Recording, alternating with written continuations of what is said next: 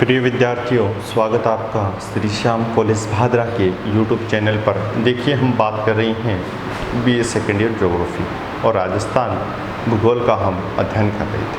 हमारा जो लेसन था वो था राजस्थान अपवाह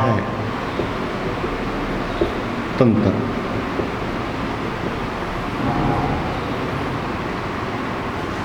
अपवाह तंत्र की हमने बात की थी। कितने अपवाह तंत्र देखे थे हमने राजस्थान के अंतर्गत?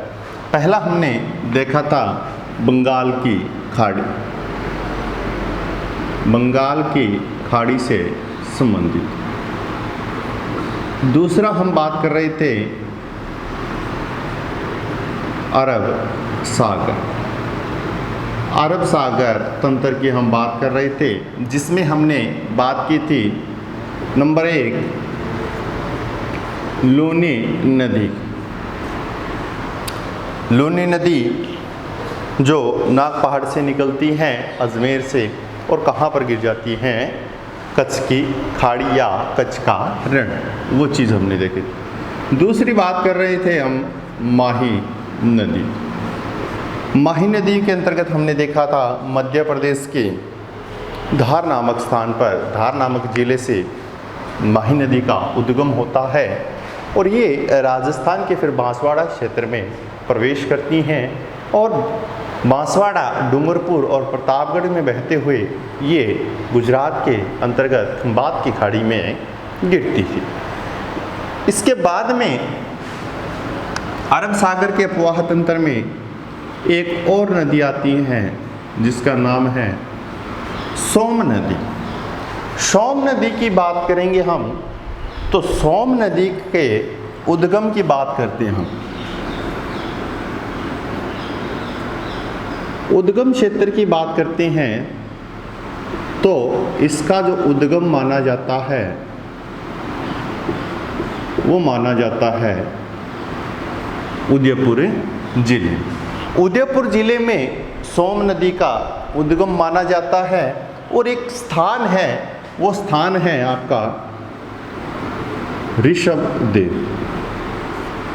ऋषभदेव के पास में बिछमेड़ा नामक एक जगह है।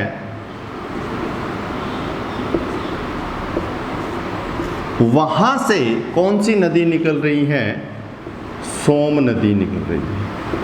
उदयपुर जिले के ऋषभदेव के पास में बिछमेड़ा नाम का एक स्थान है, वहाँ सोम नदी का उद्गम होता है और वहाँ से ये नदी किस साइड में बहती है? किस साइड में बहती हैं? कौन सी साइड है ये? दक्षिणी साइड है और साथ साथ में पूर्वी साइड। तो दक्षिण पूर्व की ओर बहती हुई ये नदी कहाँ मिल जाती हैं? कहाँ मिलती हैं?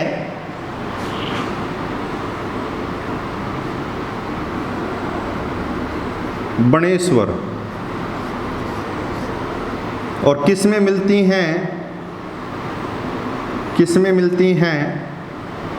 माही नदी में मिल जाती। और ये बनेश्वर कहाँ है? डूंगरपुर। तो ये प्रतापगढ़ और डूंगरपुर में बहते हुए कहाँ पर मिलती हैं? बनेश्वर नामक स्थान पर मिलती हैं। डूंगरपुर में एक स्थान है बनेश्वर, यहाँ पर तीनों नदियों का माही, सोम और जाखल, तीनों नदियाँ आपस में मिलती हैं तो क्या बनाती हैं? त्रिवेणी संगम बनाती हैं। और यहीं इसी जगह माघशीर्ष पूर्णिमा को क्या भरता है? मेला भरता है। किसका मेला? आदिवासियों का मेला भरता है। और माघशीर्ष पूर्णिमा की बात करेंगे तो ये जो समय है, ये समय है जनवरी फरवरी का समय। इस समय क्या भरता है? मेला भरता है। और वो आदिवासी क्षेत्र कौन सा है? भील क्षेत्र और डामोर, ये दोनों जनजातियाँ यहाँ पाई जाती हैं। इन दोनों जनजातियों के द्वारा यहाँ पर एक उत्सव मनाया जाता है जिसको हम क्या कहते हैं, मेला कहते हैं। ठीक है, और इसकी सहायक नदियों के बाद बात करें तो कमला और अम्बा दो नदियों का नाम आता है। कमला, सोम, कमला और अम्बा, ये तीनों नदियाँ साथ में आती हैं। तो इसका जो जल है वो जल किस नदी में जा रहा है, माही नदी में जा रहा है। देखिए इसका उद्गम उदयपुर जिले से होता है, ऋषभदेव के पास में बिस्मेड़ा नाम का स्थान है, वहाँ से ये दक्षिण पूर्व की ओर बहते हुए और डूंगरपुर में बणेश्वर नामक स्थान पर किससे मिल जाती हैं, माही नदी से। तो इसका जो जल है वो माही नदी में चला गया, और माही नदी फिर कहाँ विसर्जित हो रही हैं, वो हो रही है कच्छ के रण में या कच्छ की खाड़ी में। तो ये इसका जो जल है वो जल कहाँ जा रहा है, इनडायरेक्ट रूप से अरब सागर में जा रहा है। इसलिए हम किस तंत्र में पढ़ रहे हैं इसको, अरब सागरीय अपवाह तंत्र में इसका अध्ययन कर रहे हैं। अब इसके बाद में एक नदी और आती हैं,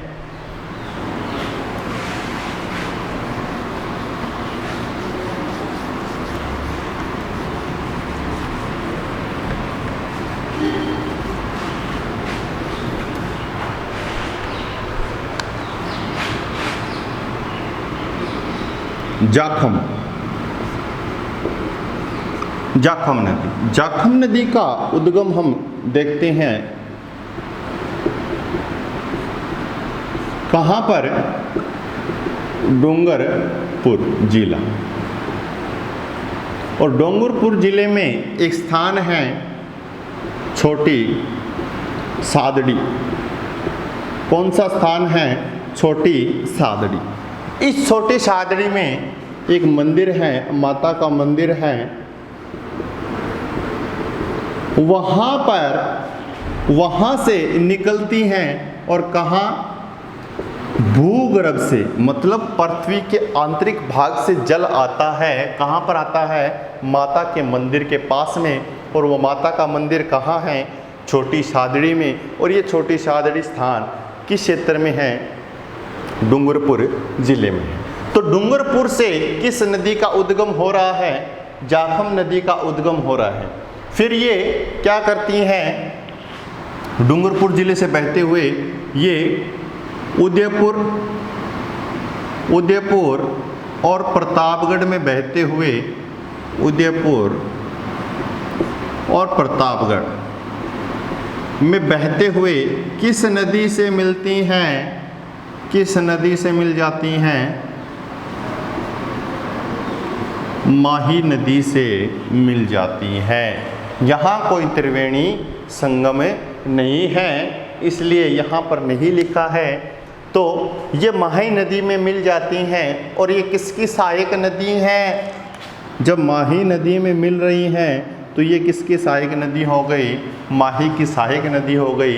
कौन सी, जाखम नदी हो गई। ठीक है, यहाँ पर सॉरी मैंने बताया त्रिवेणी संगम नहीं बनाती है, बिल्कुल बनाती है, अभी बात की थी हमने, बणेश्वर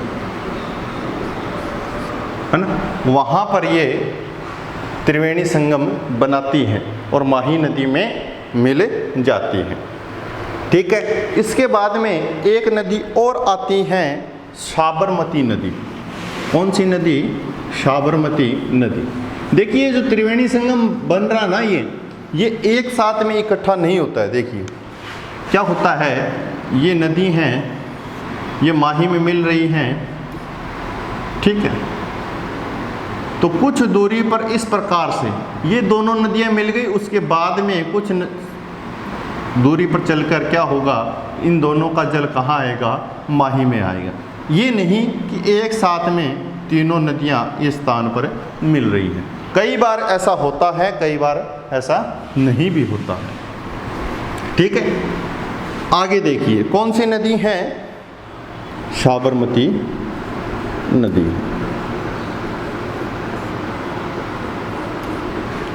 साबरमती जो नदी है इसका उद्गम किस क्षेत्र में माना जाता है, साबरमती का अरावली क्षेत्र में और अरावली क्षेत्र के अंतर्गत उदयपुर जिले से। उदयपुर जिले में जो पहाड़ी क्षेत्र आपको नजर आ रहा है, अरावली का क्षेत्र जो नजर आ रहा है, वहाँ से साबरमती का उद्गम होता है। और इसके अपवाह क्षेत्र की बात करेंगे कि इसका अपवाह क्षेत्र अधिकांशतः कहाँ पाया जाता है, तो ये उदयपुर से बहते हुए कौन से राज्य में आ जाती हैं? गुजरात राज्य में। तो अधिकांश अपवाह क्षेत्र कहाँ दिखाई दे रहा है?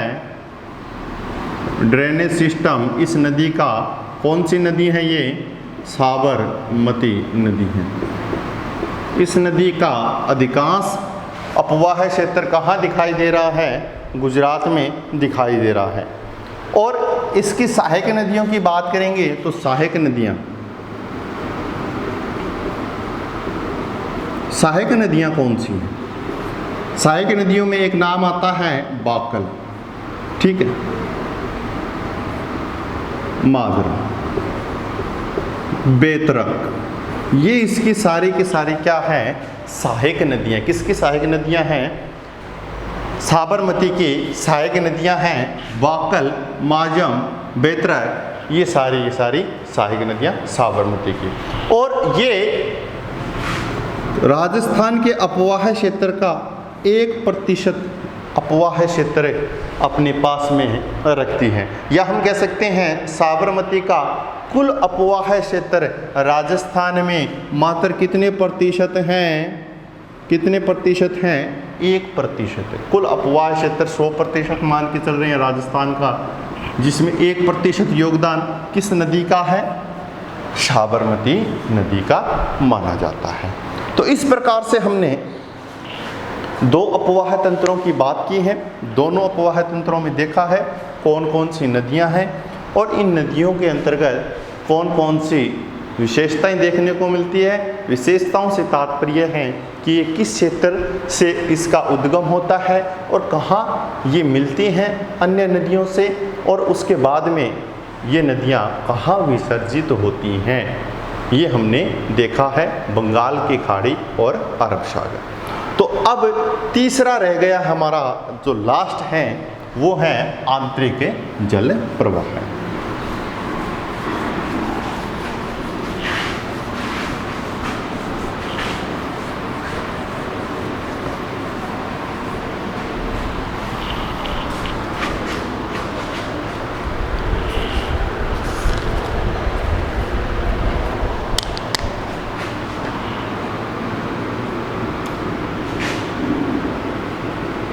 आंतरिक जल प्रवाह, ये कुल तीनों की बात की हमने, 2 का विस्तृत अध्ययन कर चुके हैं और तीसरा आता है आंतरिक जल प्रवाह। आंतरिक जल प्रवाह से क्या तात्पर्य है? आंतरिक प्रवाह में जो नदियां हैं उससे क्या तात्पर्य है? ये देखिए क्या होगा, मान लो इस क्षेत्र से नदियों का उद्गम हुआ या किसी एक पर्टिकुलर नदी का उद्गम हुआ, फिर ये नदी इस प्रकार से बहते हुए यहाँ पर रेत का टीला मिल गया, ठीक है। उसके बाद में ये नदी कुछ दूरी पर इस प्रकार से बही और उसके बाद में ये इससे आगे प्रतीत नहीं हो रही हैं, सिर्फ यहीं दिखाई दे रही हैं। उद्गम यहाँ से हुआ, उसके बाद में यहाँ दिखाई दे रही हैं। और यहाँ पर अरब सागर और इस क्षेत्र में मान लो बंगाल की खाड़ी। अब इसका जल कहाँ आ रहा है? इसका जल न तो अरब सागर में आ रहा है और न ही बंगाल की खाड़ी में आ रहा है। तो हम कह सकते हैं कि वे नदियाँ जो किसी स्थान से प्रारंभ होकर समुद्र तक ना पहुँचे, या तो वे स्थलीय खंडों में समा जाती हैं या रेत के टीलों में विलुप्त हो जाती हैं। या तो कोई ऐसा भूभाग होगा, स्थलीय भूभाग होगा, जहाँ पर आपको दिखाई नहीं देगी, या कोई रेत का टीला होगा, उस रेत के टीले में विलुप्त हो जाएगी। तो उनको हम किस संदर्भ में पढ़ेंगे? आंतरिक जल प्रवाह प्रणाली के रूप में पढ़ते हैं। एक बार फिर से सुन लीजिए कि वे नदियाँ जो किसी स्थान से प्रारंभ होकर समुद्र तक न पहुँचे, या तो वे स्थलीय खंडों में समा जाती हैं या रेत के टीलों में विलुप्त हो जाती हैं, इसे हम किस संदर्भ में पढ़ते हैं? आंतरिक जल प्रवाह के रूप में पढ़ते हैं। और आंतरिक जल प्रवाह हम प्रतिशत की बात करें कि भी राजस्थान के अंतर्गत सर्वाधिक जो अपवाह क्षेत्र है वो बंगाल की खाड़ी में है, या अरब सागर में है, या आंतरिक अपवाह में। तो हम सबसे पहले नाम लेते हैं आंतरिक जल प्रवाह का। 60% अपवाह क्षेत्र राजस्थान का, वो अपवाह क्षेत्र किस दृष्टि से देखा जाता है? आंतरिक जल प्रवाह। इन दोनों की बात करें तो इन दोनों की हिस्सेदारी कितनी की है? 40% की मानी जाती है। तो सर्वाधिक कौन सा हो गया? आंतरिक जल प्रवाह। अब देखिए, आंतरिक जल प्रवाह का हम अध्ययन करेंगे कि इनके अंतर्गत भी कोई नदियां हैं जो न तो बंगाल की खाड़ी में जाती हैं न अरब सागर में जाती हैं, बल्कि राजस्थान के अंतर्गत ही किसी स्थलीय भूखंड में समा जाती हैं या रेत के टीलों में विलुप्त हो जाती हैं। तो देखिए, पहली नदी घग्गर नदी, इसके बारे में आप अच्छी तरीके से जानते हैं क्योंकि ये गंगानगर और हनुमानगढ़ के क्षेत्र में मिलती हैं और इससे आप काफ़ी बार परिचित भी हों। तो देखिए, घग्गर जो नदी है, ये घग्गर नदी प्राचीन दृष्टि से देखें, प्राचीन समय की बात करें तो उस समय में नदी थी एक सरस्वती नदी, और इसकी तली में बहने वाली नदी कौन सी थी? घग्गर नदी थी। और घग्गर नदी का जो उद्गम है, उद्गम की बात करेंगे हम।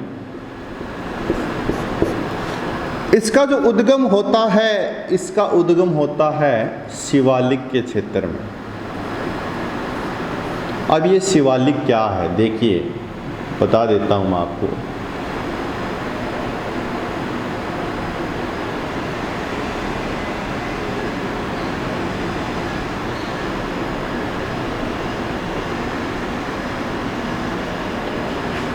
ऊपरी पर्वतीय क्षेत्र की बात करते हैं तो हमने पीछे अध्ययन किया है। सबसे पहले ऊपरी क्षेत्र ट्रांस हिमालय, फिर महान हिमालय, ये ठीक है ट्रांस, फिर उसके बाद की बीच की पट्टी जो थी वो महान हिमालय की, ये थी लघु हिमालय की, और ये थी शिवालिक की। ये हिमालय जब पढ़ते हैं हम तो उसके बारे में देखते हैं। तो लास्ट पट्टी है वो पट्टी क्या कहलाती है, या हम कह सकते हैं लास्ट जो पर्वतीय श्रृंखला है वो क्या कहलाती है? शिवालिक पर्वतीय श्रृंखला कहलाती है। यहीं इस पर्वतीय क्षेत्र से ही किस नदी का उद्गम माना जाता है? घग्गर नदी का उद्गम माना जाता है। अब देखिए, ये आगे चलकर कहाँ से बहती हुई है? उसके बाद में ये शिवालिक से निकल गई। शिवालिक से निकलकर ये हिमाचल प्रदेश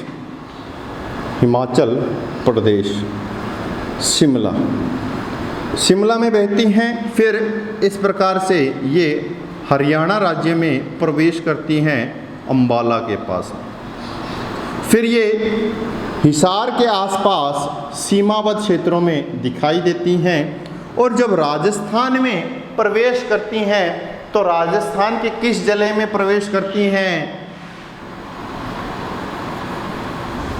किस जिले में?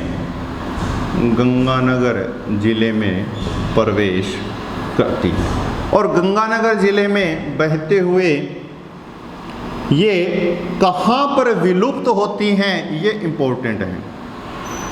बटनेर कहाँ? हनुमानगढ़। हनुमानगढ़ जिले के बटनेर नामक स्थान पर ये क्या हो जाती हैं? विलुप्त हो जाती हैं। और ये घग्गर नदी, इस घग्गर नदी में जो जल है वो कहाँ से आता है? देखिए, पर्वतीय क्षेत्रों से, शिवालिक से इसकी उत्पत्ति होती है, तो वहाँ से इसका जल आता है। लेकिन क्या होता है, कुछ दूरी पर आता है। इसके बाद में कई बार इस क्षेत्र में आप एक चीज़ देखते हो, बाढ़। ये बाढ़ कैसे आती है? या तो इन पर्वतीय क्षेत्रों में, या इन, जैसे हम बात करते हैं हिमाचल प्रदेश की, हरियाणा की, और आगे हम बात करते हैं हिसार की, इन क्षेत्रों में क्या हो जाती हैं, क्या होती हैं? अत्यधिक वर्षा होती हैं, और वर्षा का सारा जल कहाँ आ जाता है? घग्गर में आ जाता है। इसके कारण इसके आसपास के क्षेत्रों में आपको बाढ़ नजर आएगी। अगर ये वर्षा क्षेत्र न दिखाई दे और ये शिवालिक के अंतर्गत कुछ वर्षा क्षेत्र दिखाई देता है, तो ये कुछ ही दूरी पर बहकर यहीं समाप्त हो जाती हैं। तो इस प्रकार से इस घग्गर नदी को हम क्या कह सकते हैं कि ये जो नदी हैं, ये किस प्रकार की नदी हैं? वर्षा पोषित नदी हैं। ये सिर्फ वर्षा ऋतु में ही दिखाई देती है, अन्य समय में ये विलुप्त हो जाती हैं। इस प्रकार से हमने आंतरिक जल प्रवाह में घग्गर नदी देखी है। इसके बाद में हम कांतली नदी, कांकणी नदी, इन सारी नदियों की बात करेंगे। तो आशा करता हूँ कि आपको वीडियो अच्छी समझ में आया होगा। Thank you very much. जय हिंद, जय भारत।